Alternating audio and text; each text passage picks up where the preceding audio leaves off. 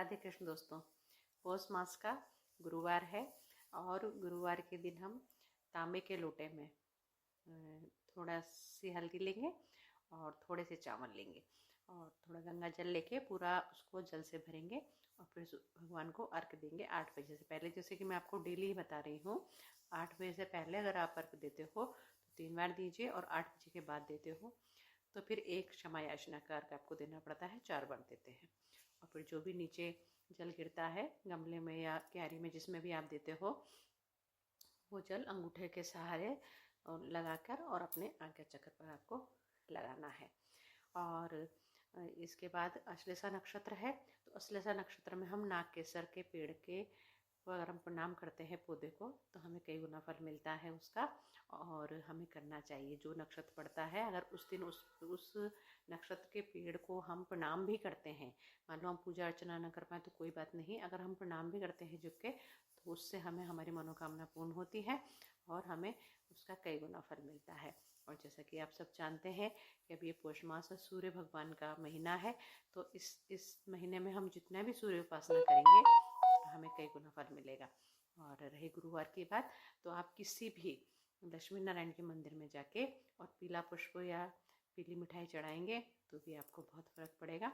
और सूर्य भगवान को अर्घ देते समय आप ओम सूर्य नमः ओम सूर्य नमः का जाप करिए जितना हो सके उतना।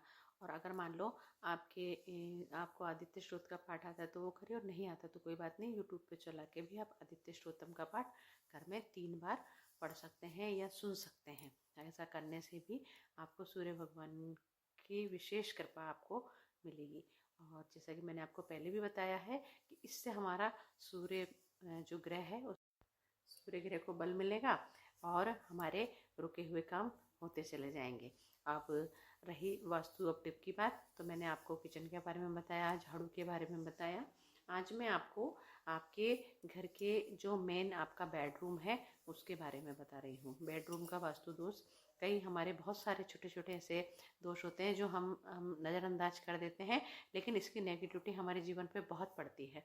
तो अगर आपके बेडरूम में कोई कांच है, किसी भी तरह का कांच है जिसमें आपका प्रतिबिंब दिखता है, आपका चेहरा दिखता है, आप प्रतिबिंब दिखाई देता है, तो उसको रात को सोते समय उस पर आप एक पर्दा जरूर डाल दीजिए। पर्दे का मतलब है कोई भी कपड़ा डाल दीजिए, और अर्ली मॉर्निंग कभी भी अपना चेहरा उस कांच में नहीं देखना है आपको।